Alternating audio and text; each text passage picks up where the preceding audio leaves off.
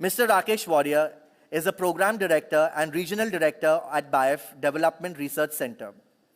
BIF is a reputed development organization and research institution working in the domain of sustainable rural development for over 5 decades and has presence across 14 states of India, covering 5 million households in more than 100,000 villages.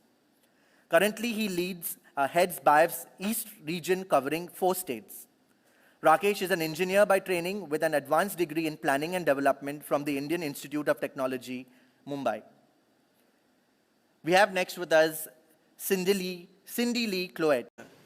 We can take that next and after everybody's done. Rakesh, on to you. Yeah.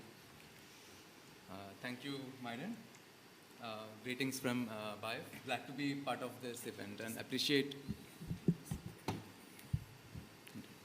appreciate all of you being here for this session. In the context of this side event on locally developed choices for nationally determined contributions, I'll be speaking on the subject as building from below, which are BIF's experiences in India on climate actions. I'll follow this presentation sequence. Since I'll be speaking about BIF's experience, I'll take a minute to say about the organization. BIF has been founded on Gandhian philosophy of rural prosperity, and we have been engaged in sustainable rural development for over 5 decades, more than 56 years now. The vision is building a self-reliant rural society, and with the mission of creating opportunities of gainful self-employment, which the earlier speakers highlighted the importance of that, ensuring sustainable livelihood, enriched environment, all core focus themes of the session. We are working with almost 4 million families every year, covering 100,000 villages in 343 districts and 14 states of India.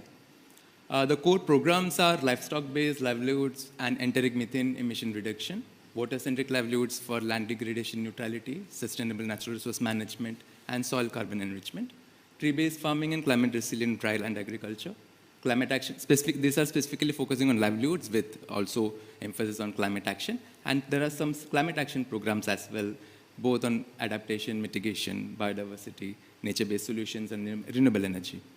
And then there are some cross-cutting programs also on empowerment, health, and farmer organizations. And we work with multiple partners, and specifically in the context of climate actions, we are a member of the Green Trade Committee, which India declared officially in COP. Honorable Prime Minister declared it. We are part of that committee. And on NDMAs, the National Disaster Management Authority's drought mitigation projects, and about climate proofing, and CGIAR projects on climate actions.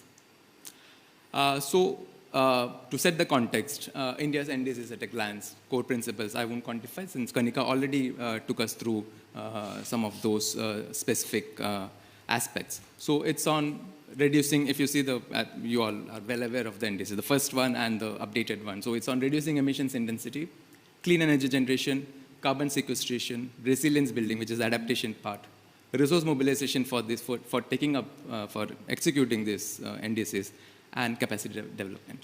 So the 3 pillars, if you can say, or the core principles, it's on enhancing citizens' living standards, at the same time ensuring nation's progress and the planet's health. And no aspect of this can be overlooked, and we cannot allow trade-offs as well. So in this context, I'll be speaking about 3 experiences or initiatives of BIF in participatory climate action pathways. So one is on livestock management. The second is on clean energy, which Dr. Karve already took us through in detail, so I'll not go into the detail. And the third is on land-based livelihoods. So first, efficient livestock management. So what is the context that I'm trying to address?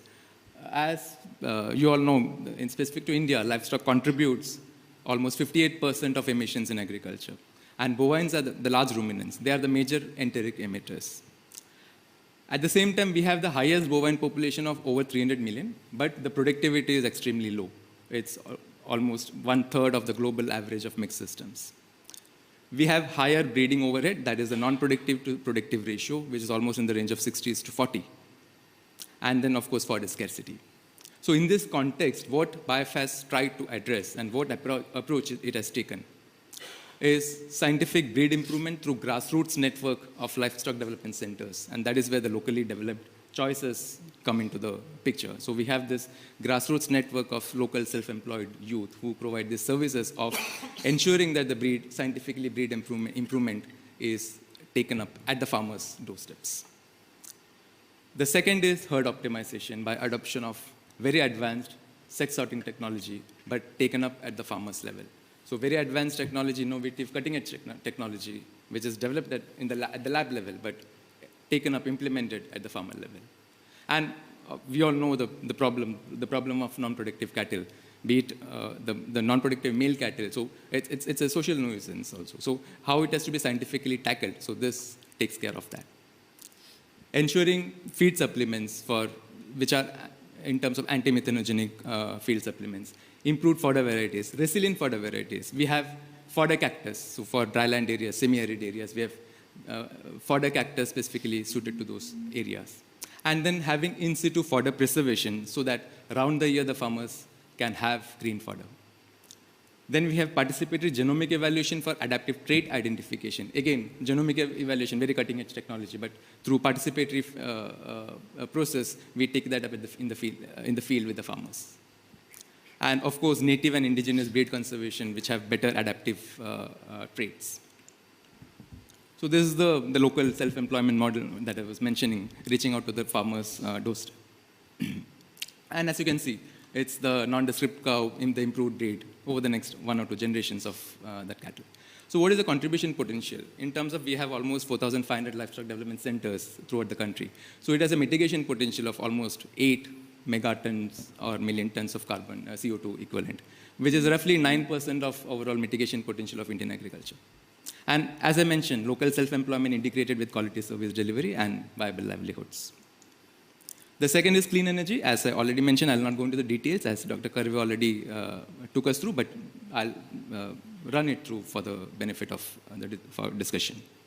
The per capita energy consumption of India is again very low, about 0.6 tons oil equivalent against the global average, which is almost 3 times higher.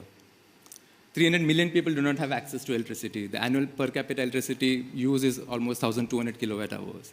And there is vast spatial disparity.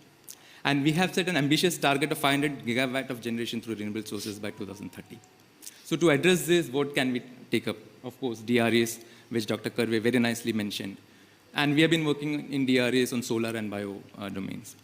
It is important to connect the 3 A's, which is the availability, accessibility, and affordability, if we have to promote DRAs on a wider scale. And we focus on productive applications. I don't mean to say that there are other applications which are in the nature of welfare applications. Those are equally important, but productive applications have more viability in terms of taking it up without much support. So for enhanced cost efficiency and effectiveness.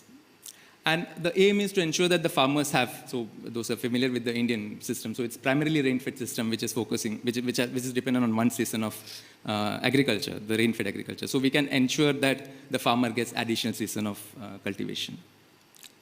Focus on small capacity pumps.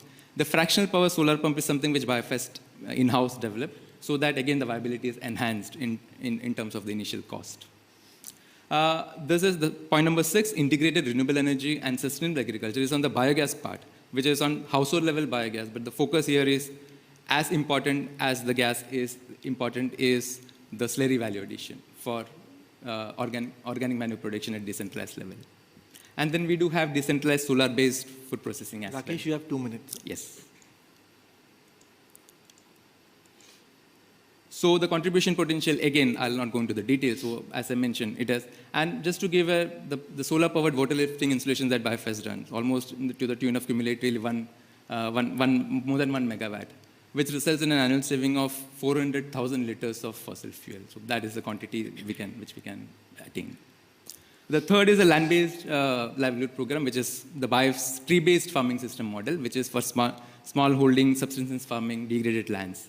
So there's a combination of medium gestation, high resilience, and short gestation, high returns cropping. It's a holistic approach rather than taking it up sectorally. Local resources, we again discussed the local knowledge creation, participatory engagement, aligned with natural farming principles, value addition, linkages, these are all taken up. Again, the contribution potential, I need not elaborate. So there's a carbon sequestration potential of almost 24 tons per hectare or 9 CRs per year per hectare. Now linking LDCs to NDC. So if we have to link that, so we need to have replicable, scalable models which can complement NDCs. NDC lays emphasis on last mile outreach. Funding, yes, to a certain extent, it is sometimes a problem, but then we can explore carbon financing, ESG, green credit. The scale, it needs to be in this scale if it has to make a meaningful contribution. And we can explore viability gap funding, which is more accessible than complete support. Cost efficiency, cost effectiveness, both are important. And last but not the least, the role of citizens in climate actions, which is actually enshrined in the Constitution and even very specifically mentioned in the NDC as well. So with this, I would like to take a pause by saying that the choices made today determine the future derived tomorrow. Thank you. I would be glad to take any questions, interact, and request also to go through our website for more details, which is kept here. Thank you. Thanks, Rakesh. I think this interesting, the universe that you've created with the livestock and the clean energy and the livelihoods and the kind of, I was very impressed in terms systems